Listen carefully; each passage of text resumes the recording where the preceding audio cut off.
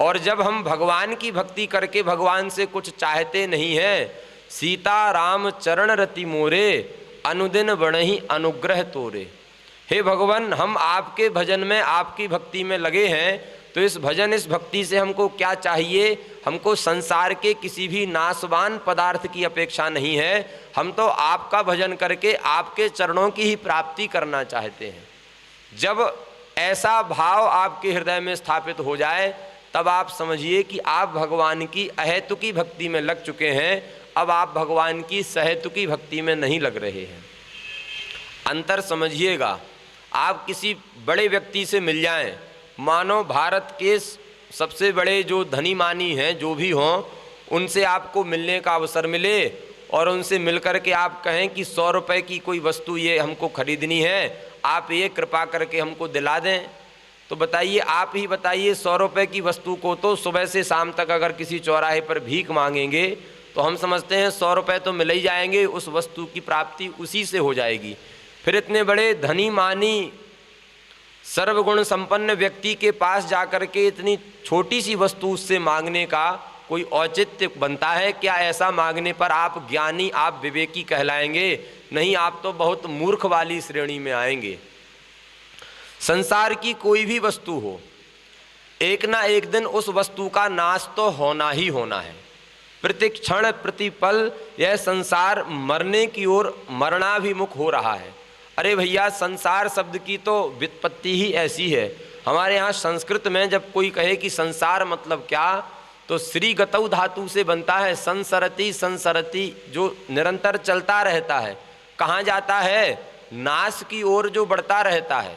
जितना आप विज्ञान के माध्यम से विकास करते जाइए, जितना विस्तार करते जाइए, वे ही बड़े बड़े साधन जो हैं विनाश के कारण बन जाते हैं। बड़े बड़े पुल बना दिए जाते हैं, कभी कभी उन पुलों पर लाखों की भीड़ रहती है। उसी समय कहा कि तूफान आ गया, कोई दुर्घटना हो गई, पुल गिर गया, उस पुल में गिरने के कारण अनेकों लोगों की मृत्यु हो गई। तो संसार में आप कितना भी विकास करें, कितना भी विस्तार करें, किसी ना किसी दिन, किसी ना किसी क्षण उस विस्तार का, उस विकास का विनाश तो होना ही होना है।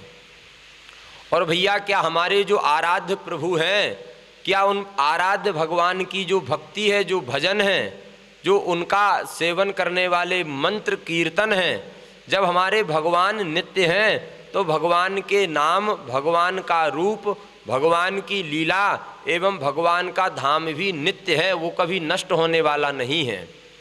बड़ा प्रसिद्ध श्लोक है, श्री रामस्य नाम रूपम च लीला धाम परात्परम एतत् चतुष्टयम नित्यम सच्चिदानंद विग्रहम। भगवान का नाम, भगवान का रूप, भगवान की लीला एवं भगवान का जो धाम है, जो तीर्थ हैं, ये कभी नष्ट नहीं होते हैं। ये तो सदा सर्वदा तीनों कालों में ऐसे ही बने रहते हैं। अब आप विचार करिए, किसी अविनाशी पदार्थ का, अविनाशी भगवान का भजन करके और आप उससे अगर संसार की वस्तुएं मांगेंगे, तो संसार की वस्तुएं विनाशी हैं। अविनाशी परमात्मा की प्राप्ति करके विनाशी वस्तुओं को मांगने पर क्या आप बुद्धिमान कहलाएंगे? हमारी भावना के अनुसार तो आप मूर्ख कहलाएंगे। क्यों?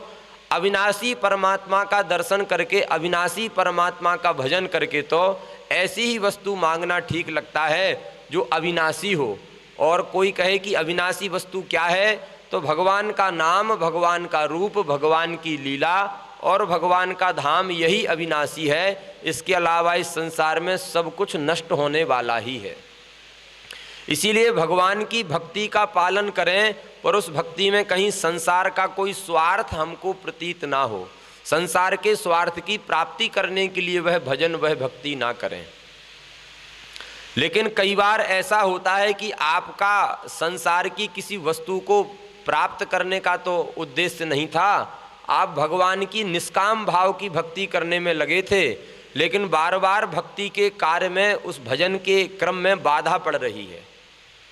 अगर निष्काम भाव से भी भगवान के भजन में लगे हैं, फिर भी अगर बाधा पड़ रही है, तो इसीलिए दूसरा विशेषण दिया कि उस भक्ति को अहेतुकी कामना से रहित तो होना ही चाहिए, लेकिन उसको व्यवधान से भी, रुकावटों से रहित भी होना चाहिए।